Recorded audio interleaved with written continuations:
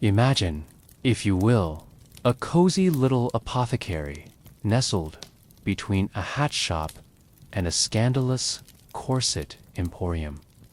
The year is 1875. The streets are foggy, the morals are murky, and the medicine is ... not mostly alcohol.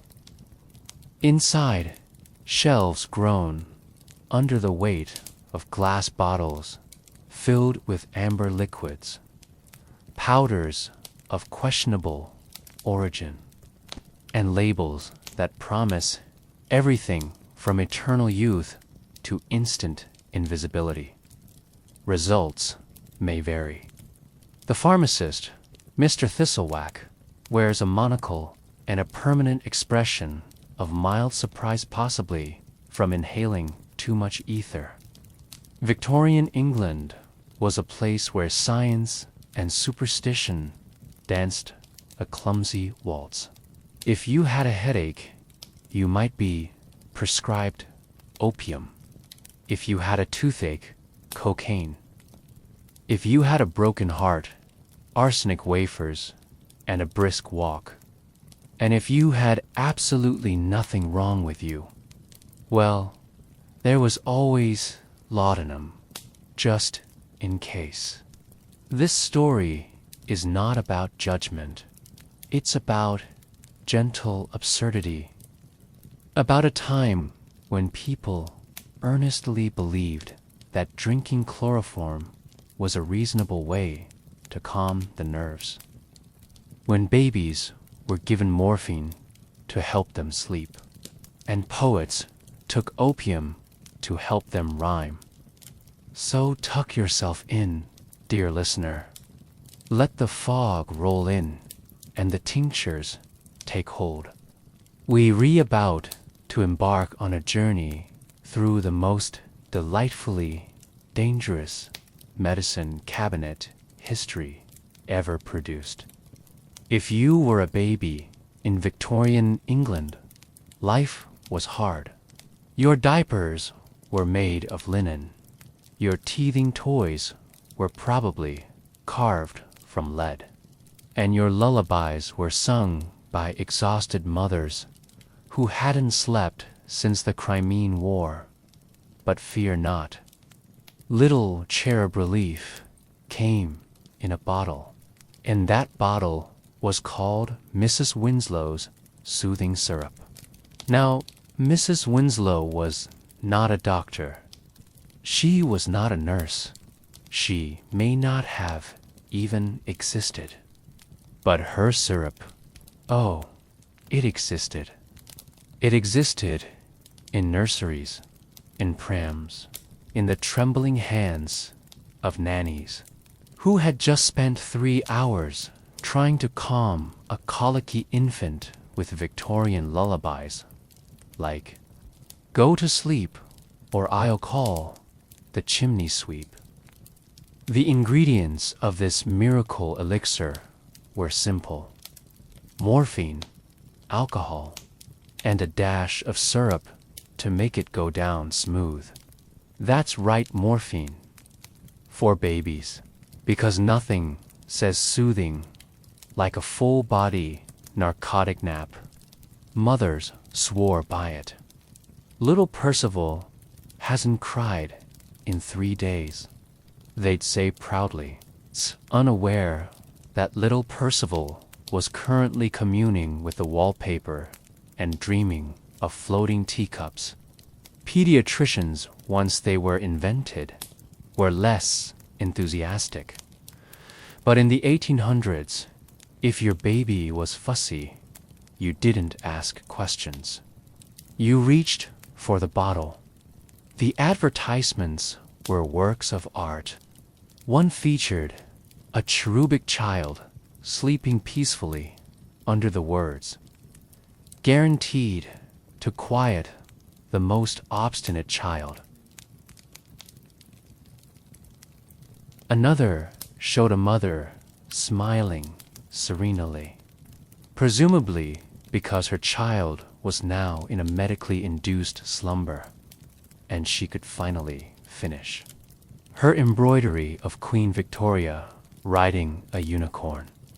Of course, there were side effects like addiction and death, but those were minor details, usually printed in very small font or not at all. The important thing was that the baby was quiet and the household could return to its regularly scheduled programming of fainting couches and scandalous novels. Eventually, the tide turned. Medical professionals began to notice that perhaps giving infants morphine wasn't the best idea. Laws were passed. Labels were scrutinized. Mrs. Winslow's soothing syrup was quietly retired, replaced by less exciting remedies like chamomile tea and stern lectures. But for a brief, bizarre moment in history, Victorian babies were the most relaxed humans on Earth, and all thanks to a syrup that soothed, silenced, and sedated with alarming efficiency. So next time your little one cries at bedtime, just be grateful not living in 1875, and maybe hum a lullaby that dose and tea involve narcotics. In the grand tradition of Victorian problem-solving, toothaches were treated not with floss or fluoride, but with a substance so enthusiastic could make a molar do the chutch. Enter cocaine. Yes, that cocaine. The one that would later become the star of countless cautionary tales and crime dramas.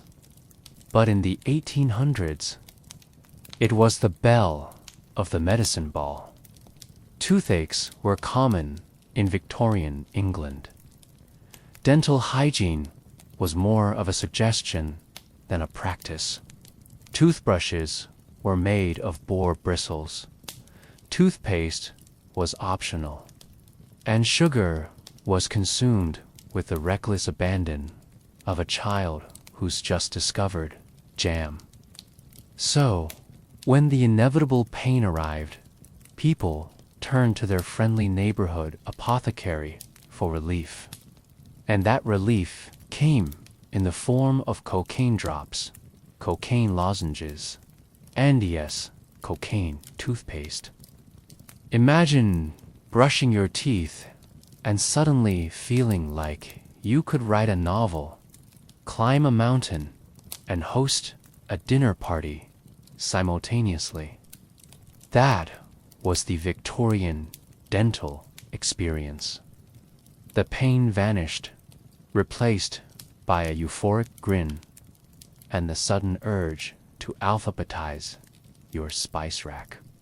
One popular product was toothache drops, which promised instant relief and a pleasant sensation. It delivered both along with a side of mild mania. Children were given cocaine for teething. Adults used it for cavities. And dentists, bless their Victorian hearts, applied it liberally before extractions, often with the bedside manner of a butcher who moonlights as a poet. The advertisements were dazzling. One featured a woman smiling so broadly it looked like her jaw might detach. The slogan, "For the smile that lasts." Another showed a child gleefully brushing with a product called Dr. Tibble's Cocaine Dentifrice, which sounds like something Willy Wonka would invent during a midlife crisis. Of course, the high didn't last forever. Eventually, people began to notice that their toothache was gone, but so was their ability to sleep, blink, or stop talking about wallpaper patterns. Addiction crept in. Regulation followed. Cocaine was quietly removed from toothpaste, and the Victorian grin faded into history. But for a brief, sparkling moment, England was full of people with dazzling smiles, jittery energy, and absolutely no tooth pain. It was the golden age of dental euphoria. So next time you reach for your minty fresh toothpaste, remember, it could be worse. It could be Victorian. If Victorian medicine had a mascot, it would be chlorodyne liquid, so legendary, it was said to cure everything from cholera to heartbreak. It was the duct tape of the apothecary shelf, the just-in-case bottle, the don't ask, just drink solution to life's many inconveniences. Invented by Dr. J. Collis Brown, a man whose name sounds like he should be solving crimes in a tweed coat. Chlorodyne was marketed as a universal remedy. Got a cough? Chlorodyne. Diarrhea? Chlorodyne. Insomnia, anxiety, existential dread? Chlorodyne. Lost your cat?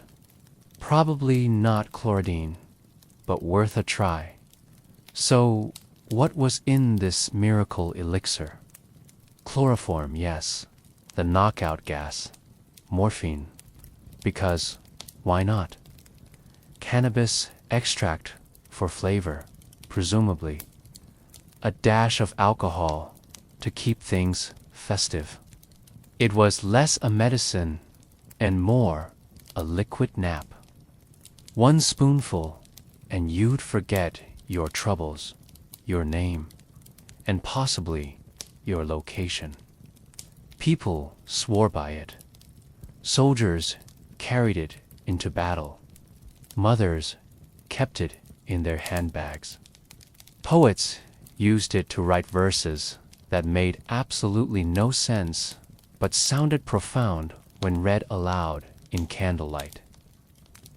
The label was a masterpiece of vague promises, a remedy for all human ailments, safe for children and horses, may cause drowsiness, enlightenment, or spontaneous poetry.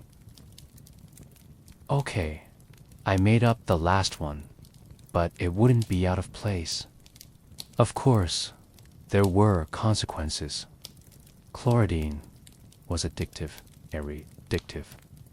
People began using it recreationally, then compulsively, then desperately.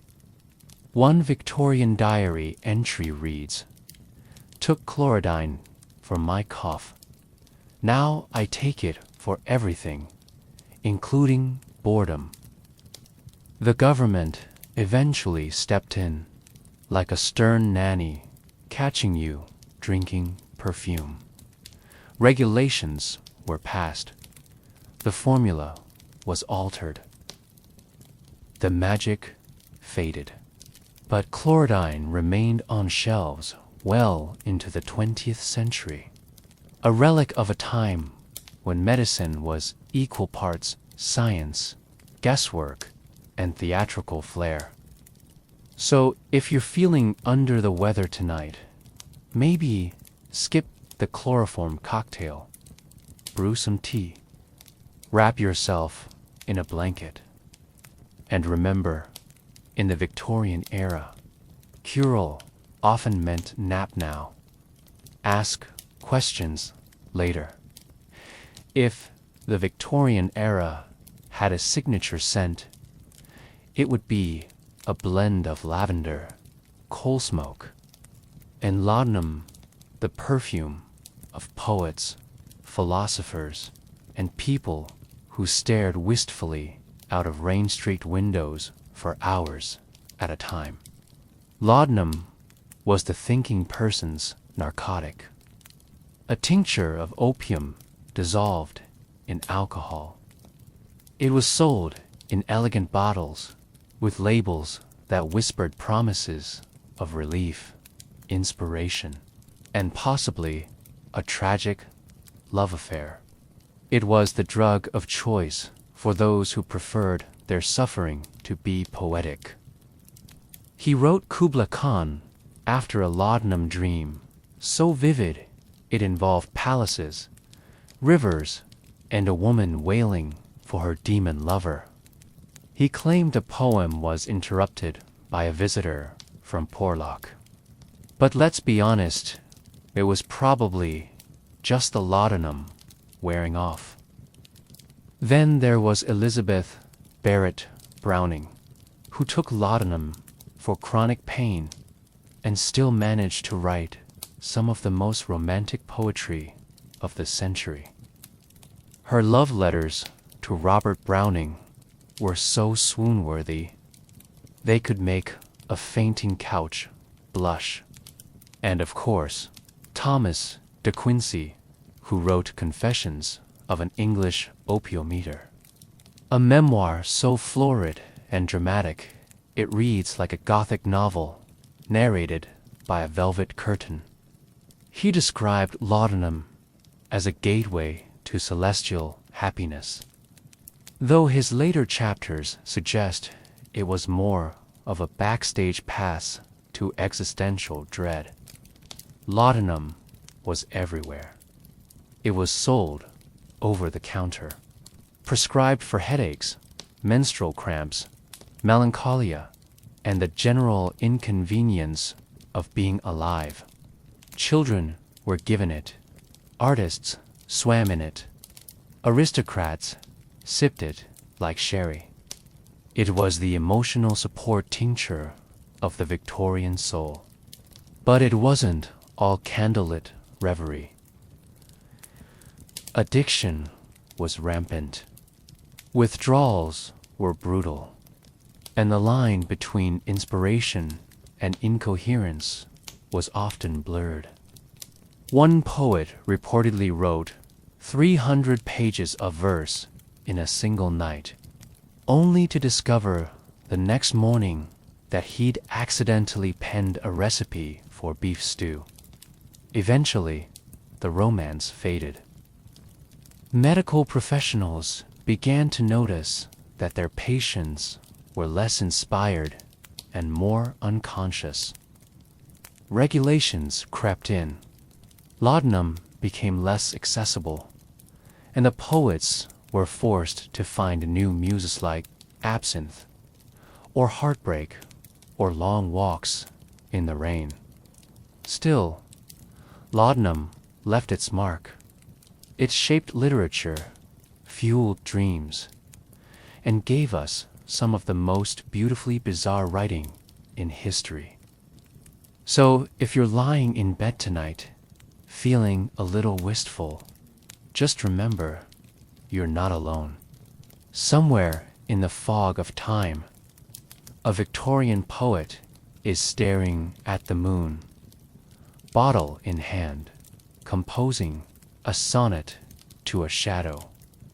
If you think Victorian England was all stern glances and lace gloves, think again. Beneath the top hats and tea rituals lurked a secret pastime, so bizarre it could only be described as ether frolicking. Yes, ether, the anesthetic, the stuff that knocks you out before surgery. In the 1800s, it was also the life of the party. Ether was originally used in medicine to dull pain and induce unconsciousness. But somewhere along the way, someone, probably named Percival, realized that if you inhaled just the right amount, you didn't pass out. You got giggly. And thus, the ether frolic was born. Picture it. A drawing room filled with respectable ladies and gentlemen, the curtains drawn, the piano silent, a silver tray passed around, not with sherry, but with delicate vials of ether. One by one, guests would take a sniff, then collapse into fits of laughter, spontaneous poetry, or interpretive dance involving parasols. It was considered fashionable, intellectual, a bit naughty, but not scandalous. Ether frolics were hosted by the curious elite doctors, artists, and people who owned more than 3 waistcoats. They called it experimentation. Their servants called it Tuesday. The effects were brief but dramatic. A few seconds of euphoria, a sense of floating, a sudden urge to discuss metaphysics or recite Byron while standing on a chaise lounge. Then, just as quickly, the spell would fade, and the guests would return to sipping tea and judging each other's wallpaper. Of course, not everyone approved. Some moralists warned that ether was a gateway to madness.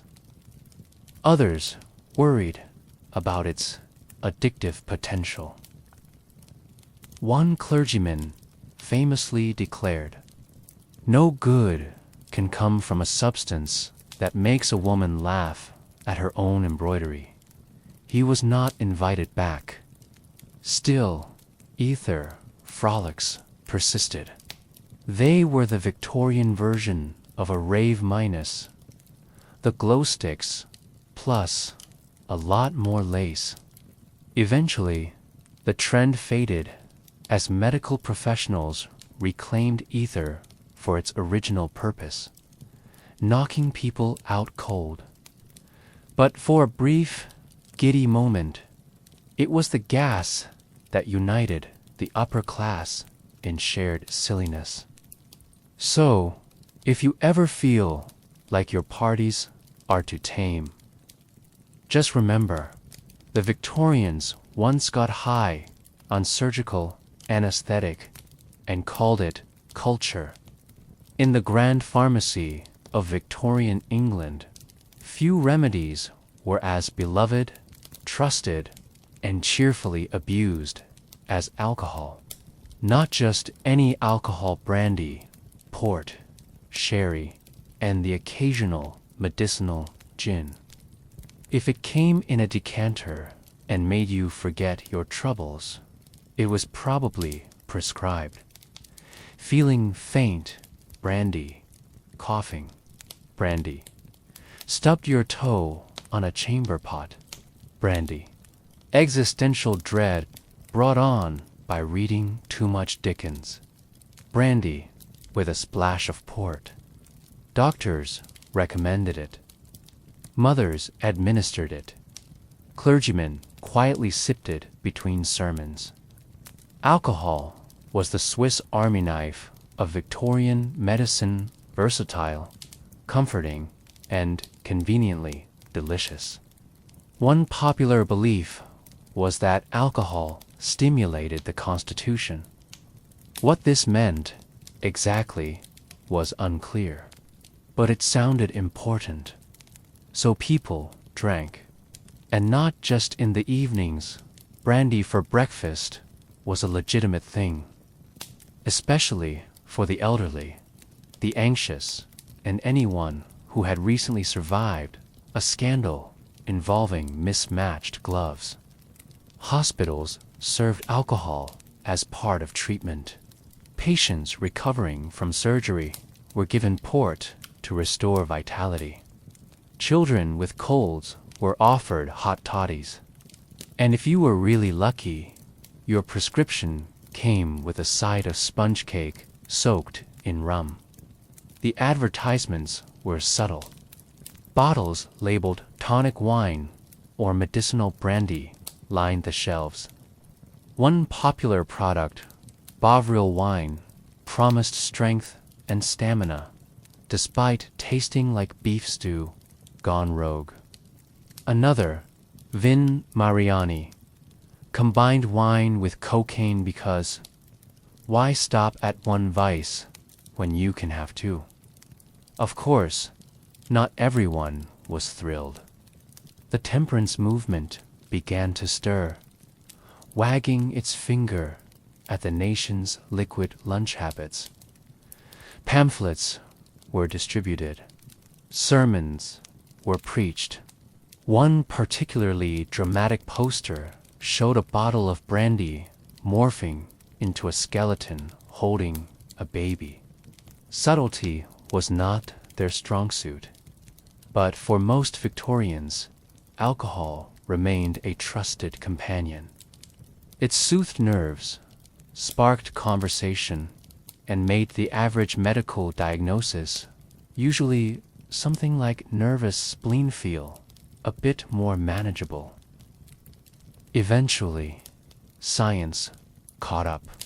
Doctors began to question whether brandy was truly medicinal or just a socially acceptable way to start drinking before noon. Regulations followed. The breakfast brandy faded into history, replaced by coffee, toast, and a vague sense of longing. So next time you sip your evening tea, raise a quiet toast to the Victorians who believed that a little brandy could cure anything, especially the blues. Before tobacco became the villain of every health class poster, it was the darling of Victorian medicina, fragrant friend with a flair for drama. Inhaling smoke, therapeutic, snorting powdered leaves, invigorating, chewing tobacco. A bit uncouth, but still medicinal if you squinted hard enough. Victorians didn't just smoke for pleasure, they smoked for health. Tobacco was believed to stimulate digestion, calm nerves, cure asthma, yes, really ward off infectious diseases, and, in one bold claim, revive the spirits of the melancholic doctors prescribed it. Apothecaries sold it.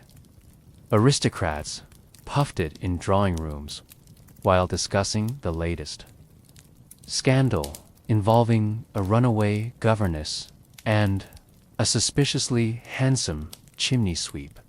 One popular form was snuff finely ground tobacco, meant to be sniffed, not smoked.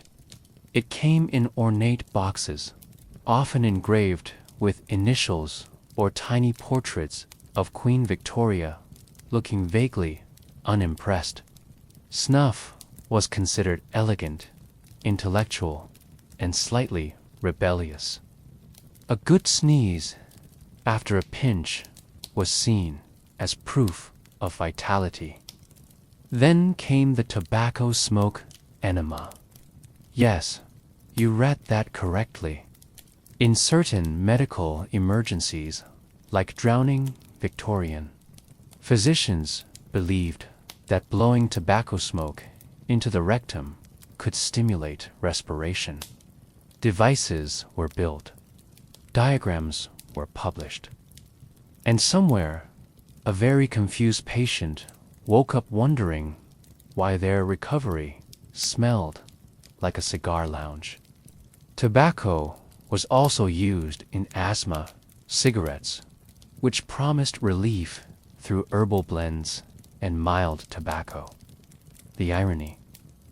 But the packaging was lovely, and the testimonials were glowing, often written by people who hadn't yet tried breathing. Even children weren't spared. Some tonics for colicky babies included trace amounts of tobacco. The logic, if it calmed adults, surely it would calm infants. Spoiler, it did not. As the century wore on, cracks began to show. Some doctors noticed that patients who smoked heavily tended to cough a lot. Others observed that tobacco didn't actually cure anything, it just made people feel temporarily less bothered by their symptoms. Eventually, the medical tide turned. Tobacco was demoted from miracle leaf to maybe don't inhale this.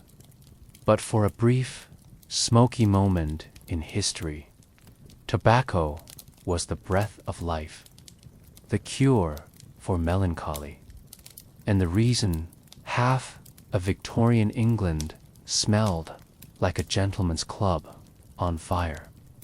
If you were a Victorian suffering from nervous exhaustion, female hysteria, or the ever-popular bad humors, there was one place to go: the spa. Not the cucumber ice kind. The kind with leeches, boiling water, and a man named Dr. Wadsworth shouting about the healing power of sulfur. Victorian spas were temples of hydrotherapy, a booming trend that promised to cleanse the body, calm the mind, and occasionally terrify the patient. Treatments included cold plunges into icy pools to shock the system awake, steam baths so intense they could melt corset boning wraps in wet sheets, followed by vigorous towel beatings for circulation. Allegedly, drinking mineral water that tasted like rust and regret. But the crown jewel of spa science was bloodletting, a practice that had been around for centuries, but was still going strong in the 1800s. The idea: illness was caused by an imbalance of bodily fluids. Solution: remove some of those fluids, preferably the red ones. Leeches were the Victorian multi-tool. They were applied to temples, ankles, and occasionally behind the ears for mood regulation. Doctors kept jars of them like pets. Some even named their favorites. Sir Sucklesworth has a real talent for melancholy.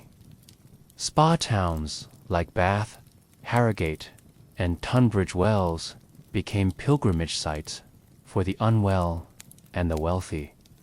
Visitors would spend weeks soaking in mineral-rich waters, sipping metallic broths, and attending lectures on the benefits of sweating profusely in public.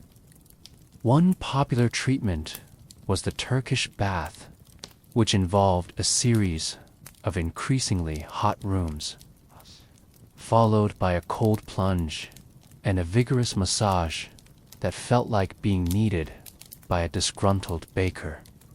It was said to cure everything from gout to heartbreak.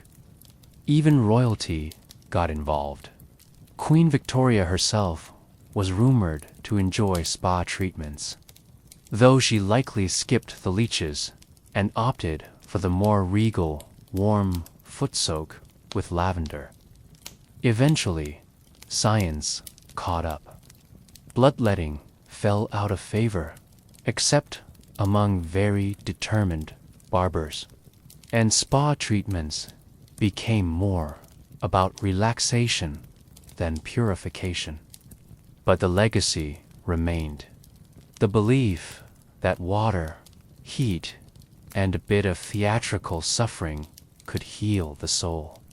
So next time you're lounging in a bubble bath, remember you're part of a long tradition. One that once involved leeches, boiling towels, and a firm belief that sweating was the key to enlightenment. In the fragrant fog of Victorian medicine, one belief reigned supreme. Bad smells caused bad health. And if that was true, then good smells must surely be the cure. Enter the era of perfumed panaceas, where cologne was medicinal, lavender was life-saving. Victorians were obsessed with miasma theory, the idea that disease spread through foul air. Before germs were the villains, it was stink. Rotten food, sewage, unwashed bodies, and suspiciously damp wallpaper were all suspects. So naturally, the solution was to overwhelm the nose with something prettier. Doctors recommended aromatic oils for everything from headaches to heartbreak. Popular prescriptions included lavender for nerves and insomnia, peppermint for digestion and mental clarity, camphor to repel illness and unwanted, Suitors eau de cologne for general vitality and masking the smell of questionable hygiene. One popular remedy was the smelling salts, a pungent mix of ammonia and perfume kept in tiny vials. Fainting, sniff. Feeling dramatic, sniff again. It was the Victorian version of a reset button, often wielded by ladies in corsets and gentlemen who just read a shocking headline about scandalous ankles. Perfume wasn't just worn, it was inhaled, bathed in, and sprinkled on pillows. Some even believed that placing a sachet of dried herbs under your pillow could prevent nightmares and unwholesome thoughts, though it probably just made your dreams smell like a salad. Hospitals were perfumed to mask the scent of illness. Sick rooms were filled with bowls of vinegar and herbs. And if you were really fancy, you might own a vinaigrette, tiny, ornate container filled with scented sponge, perfect for discreet sniffing during unpleasant social encounters. Even public health campaigns got aromatic. During cholera outbreaks, citizens were urged to carry pomander-scented balls of herbs and spice seeds to purify the air around them. It was like walking around with a portable potpourri grenade. Of course, once germ theory arrived, the perfume asthmaticin craze began to fade. Doctors realized that while lavender smelled lovely, it didn't actually kill bacteria. But the habit lingered. To this day, we still associate certain scents with calm, cleanliness, and comfort, thanks, in part, to the Victorians and their olfactory optimism. So, next time you light a scented candle or dab on essential oil, remember you're continuing a tradition that once claimed rosewater could cure tuberculosis. It couldn't, but it made the coughing sound more elegant. In the late 19th century, electricity wasn't just lighting up homes, it was lighting up hope. Victorians believed that if electricity could power a lamp, surely it could power a liver, a mood, or a marriage. Thus began the golden age of electrotherapy, where buzzing belts, sparking helmets, and mildly terrifying machines promised to cure everything from gout to gloom. The logic was simple. The body is full of energy. Electricity is energy. Therefore, more electricity equals better health. Science was still warming up. Doctors and inventors flooded the market with electrical devices, each more dramatic than the last. Electromagnetic belts that promised to stimulate the kidneys and restore manly vigor, galvanic brushes to electrify your scalp and banish baldness, shock chairs for treating hysteria, melancholy, and the occasional stubborn spouse, electric corsets, because nothing says wellness like being mildly electrocuted while singed to oblivion. One popular product was the Pulvermacher chain, a wearable contraption that looked like a steampunk necklace and claimed to cure paralysis, indigestion, and female troubles. Testimonials poured in mostly from people who enjoyed the tingling sensation and the attention it brought at dinner parties. Patients were submerged in water while mild currents were passed through their bodies. It was said to recharge the nerves and invigorate the soul. In reality, it mostly made people twitch and question their life choices. Even beverages got the electric treatment. Some tonics were labeled electrified or galvanized, though this usually meant they had a bit of fizz and a lot of marketing. One particularly bold elixir claimed to contain bottled lightning, which turned out to be lemon juice and caffeine. Electrotherapy clinics popped up across Europe, offering treatments that involved wires, coils, and a great deal of dramatic humming. Patients were told to expect mild discomfort followed by miraculous results. Many left feeling slightly singed, but strangely optimistic. Of course, as actual science advanced, the electric craze dimmed. It turned out that while electricity could stimulate muscles, it couldn't cure heartbreak or make your spleen behave. But the dream lived in modern TENS, machines, hair growth lasers, and the occasional infomercial for vibrating belts. So next time you charge your phone, spare a thought for the Victorians who once believed that a jolt to the kidneys was the key to eternal youth. If the Victorians had a national sport, it might have been buying dubious pills from enthusiastic strangers. The era was awash in patent medicines, boldly branded, wildly advertised, and almost entirely unregulated. These were the miracle cures of the masses, sold in tins, bottles, and boxes with names that sounded like spells and side effects that were never mentioned. Feeling tired? Try Dr. Bliss's Vital Invigorator. Too energetic? Try Mrs. Winslow's Soothing Syrup. Digestive troubles?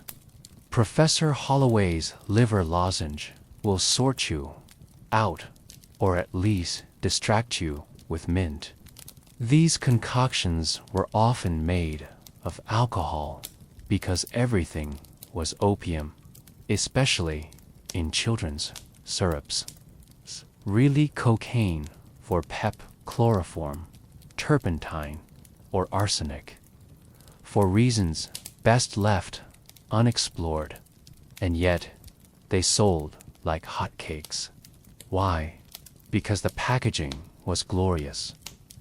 Bottles were embossed, Labels were gold-leafed. Testimonials were printed in elegant fonts, often accompanied by portraits of smiling patients who may or may not have existed.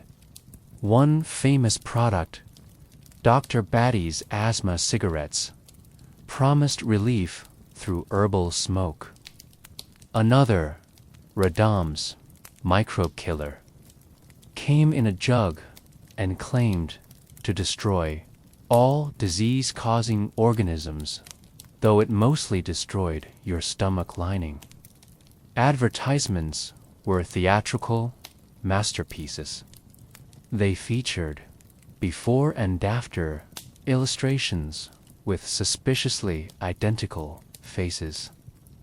Endorsements from leading physicians, who were often fictional claims, like cures 97 ailments, including female weakness, brain fog, and excessive politeness. Some products were so popular they became household names. Carter's Little Liver Pills were advertised with dancing livers. Dr. Kilmer's Swamp Root promised kidney health and came with a free booklet titled How to Be Cheerful While Ill. Of course, not everyone was fooled.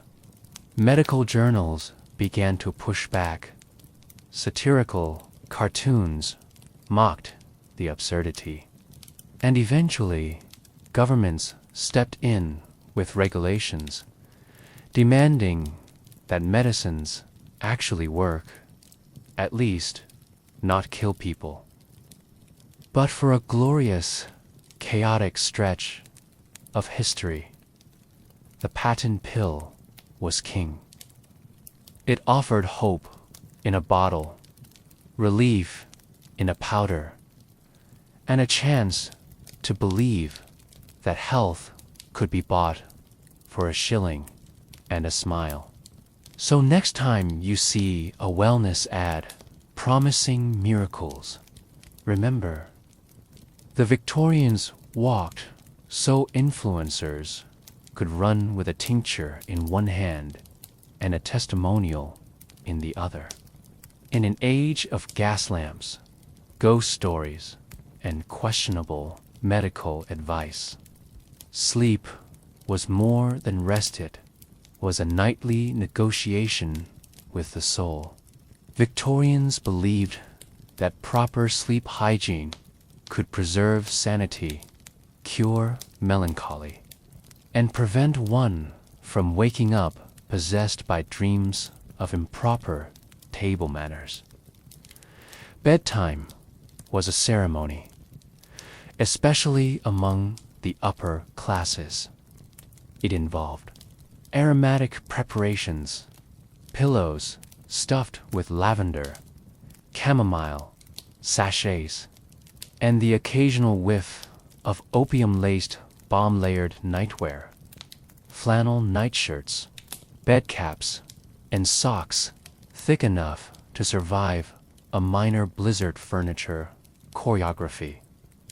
Warming pans slid between sheets, curtains drawn to block moonlight, which was thought to cause madness, and bedposts checked for lurking spirits or overly curious maids for the anxious sleeper.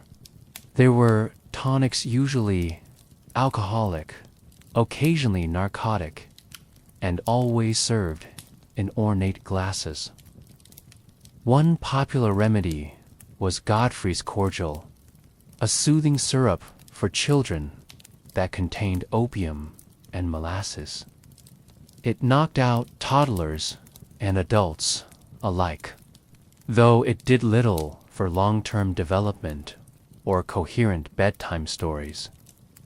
Victorians feared insomnia almost as much as they feared scandal. Sleeplessness was linked to nervous disorders, brain fatigue, and moral decay. Avoiding spicy foods after 6 p.m., sleeping with one's head facing north for magnetic balance, not thinking about death, taxes, or the neighbor's suspiciously loud piano playing. Mental health and sleep were deeply intertwined. Those suffering from melancholia or hysteria were often prescribed rest cures, which involved lying in bed for weeks, avoiding stimulation, and occasionally being spoon-fed beef broth while someone read poetry in a monotone. Beds themselves were status symbols. The wealthy slept in towering four-posters with embroidered canopies and mattresses stuffed with horsehair. Feathers, or few, were truly avant-garde springs. The poor made do with straw, shared blankets, and the comforting sound of rats arguing in the walls. Dreams were taken seriously. Some believed they were messages from the divine. Others feared they were reflections of one's moral failings. Dream dictionaries were popular, offering interpretations like dreaming of a cow equals prosperity, dreaming of falling equals unresolved guilt, dreaming of Queen Victoria equals you probably read too much. Eventually, modern psychology began to untangle sleep from superstition. But the Victorian bedtime ritual remains a fascinating blend of comfort, caution, and cozy chaos. So tonight, as you settle in, light a candle safely, fluff your pillows, and remember, you re part of a long tradition of humans trying to make peace with a night armed with lavender, lozenges, and a firm belief that moonlight might be out to get you. In Victorian England, grief was a full-time job and, like any respectable profession, it came with a dress code, a schedule, and a surprising number of medicinal aids. When someone died, you didn't just cry. You performed sorrow, often with the help of tinctures, tonics, and a wardrobe that could make a raven jealous. The mourning process was elaborate. Widows wore black for 2 years, avoided social events, and were expected to look perpetually haunted. Men got off easier 6 months of somber waistcoats and the occasional sigh. Children were dressed like miniature undertakers and told not to laugh too loudly near the parlor. But grief wasn't just emotionally, was medical. Doctors believe that mourning could cause physical illness, nervous collapse, melancholia, and the ever-popular female hysteria. The solution: mourning medicine. Popular prescriptions included laudanum, for when your sorrow needed to be poetic and slightly narcotic; brandy, for when your sorrow needed to be social and slightly tipsy; valerian root, for calming the nerves, especially when confronted with overly dramatic eulogies; grief powders, mysterious blends of herbs and opium, sold in discreet envelopes with names like Dr. Wadsworth's Widow's Relief. There were even grief tonics marketed specifically to women, promising to restore vitality to the bereaved and prevent fainting during funerals. These often contained alcohol, morphine, and a dash of cinnamon, because nothing says "I miss him terribly" like a spicy nap. The mourning industry was booming. Apothecaries sold funeral salts to revive fainting mourners. Perfumeries offered morning cologne scent designed to smell like sorrow, but still impress the neighbors. One particularly bold product was Widow's Elixir, which claimed to soothe the heart and quiet the mind, though it mostly quieted everything for several hours. Even grief had etiquette. You were expected to mourn properly, not too cheerfully, and certainly not with visible enjoyment of pudding. Those who failed to meet the standard were whispered about. She wore navy to the wake, someone might hiss, clutching their vial of smelling salts. Eventually, psychology began to replace pharmacology. Grief was seen as a process, not a pathology. But the Victorian approach remains a fascinating blend of sincerity, spectacle, and scented despair. So, if you're feeling blue tonight, take comfort in knowing that once upon a time, people coped with loss by drinking opium tea, wearing veils indoors, and composing sonnets to their deceased parakeets. And somehow, they carried on. Meet Thomas. He's 14, smells faintly of camphor and regret, and has just begun his apprenticeship at Mr. Blenkinsop's Apothecary and General Curatives, a shop that sells everything from tooth powder to tinctures for nervous goats. His job, everything. His pay, room, board, and the occasional boiled potato. Morning, the great grind. Thomas begins his day by grinding rhubarb root, charcoal, and dried beetles into a fine powder. This will later be sold as digestive dust to constipated aristocrats. He sneezes violently and is told to stop being dramatic. He then labels bottles with names like Dr. Fizzle's Flatulence Fixer, Madame Quimby's Quieting Cordial, Elixir of Eternal Alertness, now with less mercury. He's not allowed to ask what's in them. He's told if it bubbles, it heals. Midday, customer calamities, the shop fills with customers. A woman demanding something to cure her husband's chronic indifference. A man requesting something to make my hair less haunted. A child with a cough so dramatic it deserves its own opera. Thomas fetches jars, measures powders, and occasionally mixes things that fizz ominously.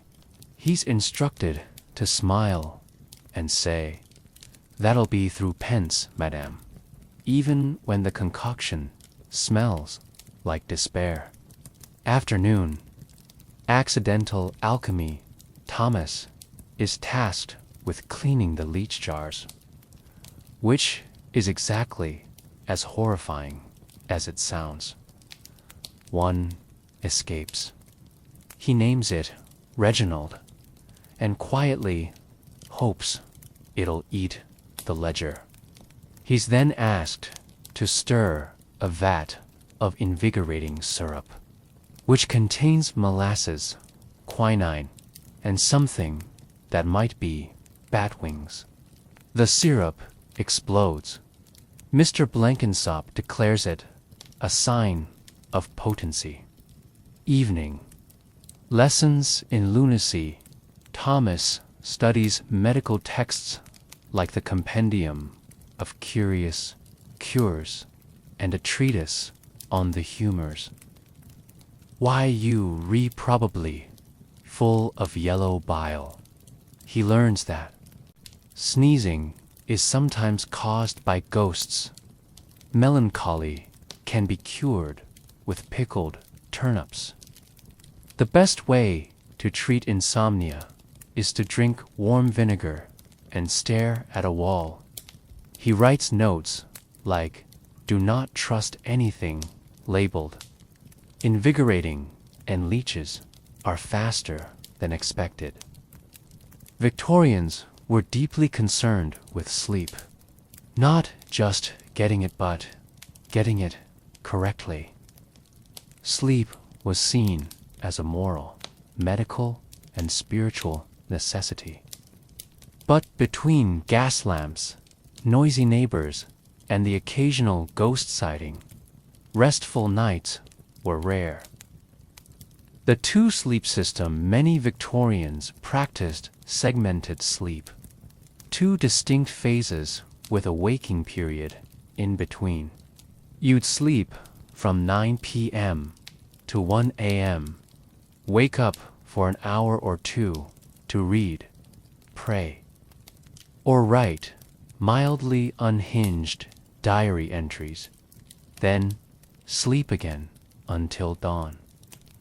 This middle love night interlude was called the watch, and it was considered perfectly normal to brew tea, read scripture, compose letters like, "Dear cousin, I dreamt of turnips again," apply cold compresses to one's forehead while contemplating mortality. Sleep remedies, from laudanum to lettuce. If sleep didn't come naturally, Victorians turned to remedies. Some were soothing, others were ... ambitious. Laudanum, the reigning queen of sleep aids. Made of opium and dreams, warm milk with nutmeg. For the genteel insomniac, lettuce water. Yes, boiled lettuce. It was believed to calm the nerves and dull the senses. Sleep powders, often containing morphine, chalk, and something labeled soothing dust. One popular product was Dr. Slumber's nocturnal elixir, which promised dreamless rest and gentle mornings. Side effects included hallucinations, mild time travel, and waking up in someone else's bed. Sleep hygiene, Victorian edition. Victorians believed in rituals to prepare for sleep, brushing hair 100 times to release static thoughts, wearing linen nightcaps to contain dreams, sleeping with windows open even in winter to invite fresh air and banish miasma, placing a Bible under the pillow to ward off nightmares, and burglars' beds were often shared with siblings, spouses, or the occasional visiting aunt. Privacy was rare. Snoring was considered a moral failing. Talking in your sleep, a sign of spiritual unrest. Dreams and nightmares. Dreams were taken seriously. Entire books were written to interpret them. Dreaming of a pig, financial gain. Dreaming of a mirror, impending scandal. Dreaming of Queen Victoria, either divine favor or indigestion nightmares, were blamed on undigested beef, sin, or sleeping on your left side. Remedies included prayer, peppermint, and sleeping upright like a suspicious statue. In Victorian England, a radiant smile was a mark of refinement. You could afford to keep your teeth. Dental care was a curious blend of vanity, pain, and powdered charcoal. The goal, pearly white. The reality, often more pewter gray. A good smile suggested clean living moral virtue. The ability to chew roast beef without incident, but dental hygiene was still evolving. Toothbrushes existed, but were often made with boar bristles and bone handles. Toothpaste came in jars and smelled faintly of chalk and desperation.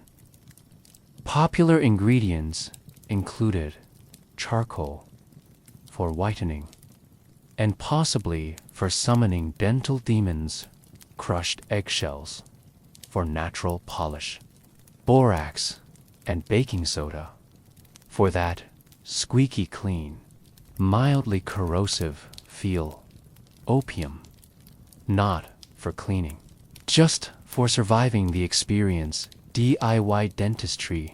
Many Victorians couldn't afford a dentist, so they improvised, rubbing teeth with salt. Effective. If you enjoy bleeding gums, brushing with soot. Great for camouflage, less so for hygiene. Chewing twigs. Nature's toothbrush.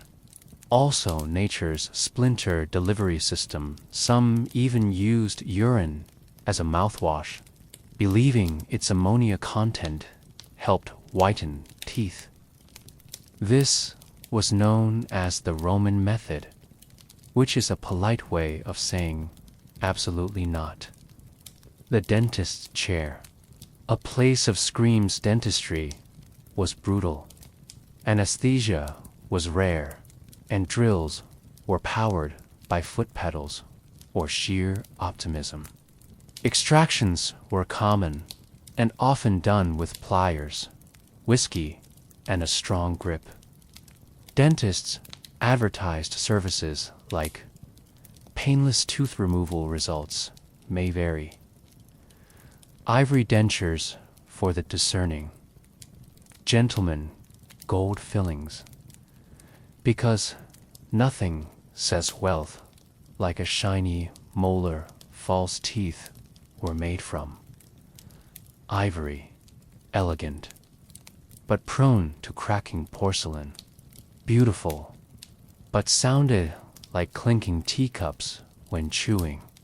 Human teeth, yes, really often sourced from corpses or battlefield casualties. These were called Waterloo teeth, and owning a set was considered both fashionable and mildly haunted. The smile as status. A good smile could open doors, literally. Etiquette books advised women to smile modestly, lest one reveal dental vulgarity. Men were told to avoid excessive grinning, which may suggest madness or poor breeding. Some even painted their teeth with white enamel, which looked stunning until it chipped mid-conversation. Victorian cuisine was a curious blend of nutrition, neurosis, and nobility. Food wasn't just sustenance, it was a statement. What you ate, how you ate it, and whether it jiggled politely on the plate could determine your social standing. Beef tea. The broth of the bourgeoisie beef tea was the Victorian answer to everything. Feeling faint. Beef tea. Recovering from consumption. Beef tea. Mourning. A distant cousin. Beef tea with a dash of sorrow. It was essentially boiled beef water, served warm and sipped like medicine. Doctors prescribed it. Hostesses served it. Children cried over it. One popular brand was Dr. Borthwick's fortifying beef essence, which promised strength stamina, and a mild sense of superiority. Jelly eels and aspic adventures. Victorians loved jellied things. If it could be boiled, strained, and set into a gelatinous wobble, it was considered elegant. Jellied eels, a working-class delicacy, slippery and slightly judgmental aspic molds. Meat suspended in gelatin, often shaped like castles or Regret's savory blancmange. A dish that defied logic and occasionally gravity, the more elaborate the jelly, the higher your status. Some aspics contained entire quails, arranged like they were attending a formal dinner inside the mold. Respectable eating etiquette was everything you were expected to. Chew, silently avoid licking cutlery unless you were under 5 or French. Never speak of digestion at the table. Use forks for peas. Even if it took 17 attempts, ladies were advised to eat delicately, often consuming little more than plate size. Men could indulge, but only if they did so with stoic dignity. Food as fashion, certain foods became trendy. Charlotte Russe, a dessert of sponge cake, cream, and ambition mocked turtle soup, made from calf's head. Because actual turtles were expensive, and slow seed cake. A dense, slightly judgmental treat, often served at funerals and awkward teas. Cookbooks exploded in popularity. Titles included Mrs. Beeton's Book of Household Management, a mix of recipes and moral instruction. The Art of Dining Without Offending Anyone, How to Serve Pudding Without Causing a Scene. The rise of edible respectability food was moralized. Overeating was sinful. Undereating was saintly. Spices were suspicious. And exotic ingredients were either thrilling or scandalous, depending on who was watching. Even tea had rules. Milk first or tea first. The debate raged. One etiquette guide declared, "Milk first is the mark of a stable upbringing and sound character." Another said, "Tea first is the way of the enlightened." Families were torn apart. Victorian fashion was a spectacle structured, symbolic, and occasionally lethal. To be well dressed meant suffering stylishly, and sometimes spectacularly. The corset conundrum. Corsets were the backbone of Victorian fashion, literally. Worn by women, and occasionally men. They promised a wasp-waist silhouette, upright posture, internal organ rearrangement. Tight lacing was all the rage. Some women aimed for 16-inch waists, which required daily cinching, fainting couches, a strong tolerance for rib displacement. Doctors warned of corset liver, compressed lungs, and hysteria by lacing. But fashion said, beauty before breathing. One etiquette guide advised, a lady must never show discomfort, even if her spleen has relocated. Crinolines, the inflatable menace. Crinolines were enormous, cage-like petticoats made of steel hoops and fabric layers. They gave skirts dramatic volume and a tendency to knock over furniture, small children, and occasionally clergymen. They were also highly flammable. Many tragic tales tell of women standing too close to fireplaces, candles or gas lamps solely to ignite in a blaze of chiffon and horror. Newspapers reported incidents like lady engulfed by parlor flame tea service, unharmed crinoline catastrophe at the opera, 10 hats lost despite the risks. Crinolines remained popular. One fashion magazine declared, "A lady must float, not walk, even if she floats into danger." Accessories of absurdity Victorian fashion loved a good flourish.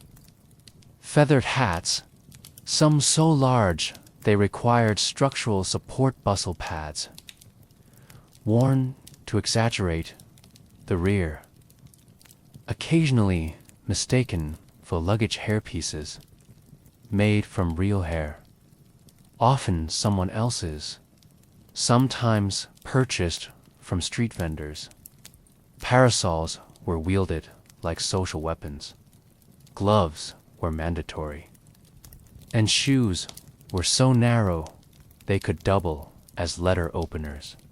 Hygiene versus haute couture. Fashion rarely made room for cleanliness. Dresses dragged through streets, collecting mud, manure, and mystery. Washing garments was difficult. So many were simply aired out and perfumed. One popular scent was eau de civet, made from the glands of a small mammal. It was described as musky, memorable, and mildly alarming. Fashion as identity. Clothing signaled everything: class, morality, marital status, and whether you were likely to faint before dessert. A well-dressed woman was seen as virtuous, a poorly dressed one suspicious. Men weren't spared. They wore starched collars so stiff they could slice bread, top hats tall enough to store secrets trousers, so tight they squeaked when sitting. In Victorian England, death wasn't the end. It was a well-orchestrated event, complete with props, portraits, and the occasional spectral cameo. Mourning was theatrical, the afterlife marketable. Death as a social affair when someone died. The household transformed. Mirrors were covered to prevent soul entrapment. Clocks were stopped at the moment of death. Curtains were drawn, even if it was noon, and sunny professional mourners were hired to weep convincingly. Funeral invitations were printed on black-edged cards. Even the biscuits served at wakes came in somber packaging. One etiquette guide advised, grief must be expressed with dignity, restraint, and ideally matching gloves. Ghost photography, say, boo. Victorians adored spirit photography, images that claim to capture ghosts hovering near the living. These were often created with double exposures, clever lighting, and a generous dose of wishful thinking. Popular poses included widow seated solemnly, ghostly husband floating behind child with spectral sibling holding a toy entire families with bonus apparitions. Like Uncle Harold, who died mysteriously near a soup tureen studios, advertised services like photographs of the departed, proof of presence, peace, and occasional pouting. The afterlife industry death was profitable. Businesses offered hair jewelry, lockets made from the deceased's hair, woven into tasteful or terrifying designs, post-mortem portraits, painted or photographed images of the dead, often posed as if sleeping coffin catalogs, with options like the modest mahogany or the regal restorative mediums held in parlors, claiming to speak with the departed. Messages ranged from "Tell Margaret I forgive her" to "Please stop rearranging the furniture." Even children's books addressed death gently, with titles like Little Tommy's Heavenly Nap and Why Grandmama Floats Now. And so, dear reader, we close the lid not with dread, but with a wink. The Victorians, for all their drama and discomfort, approached death with a curious blend of reverence and routine. They mourned with flair, remembered with photographs, and believe deeply that the veil between worlds was thin and occasionally photogenic. As you drift off tonight, imagine a quiet parlor, a ticking clock, and a faint rustle of lace in the corner. Perhaps it's just the wind, or perhaps it's Aunt Mildred checking in to make sure you've brushed your teeth with charcoal, of course. Sleep well, and please subscribe. The past is tucked in.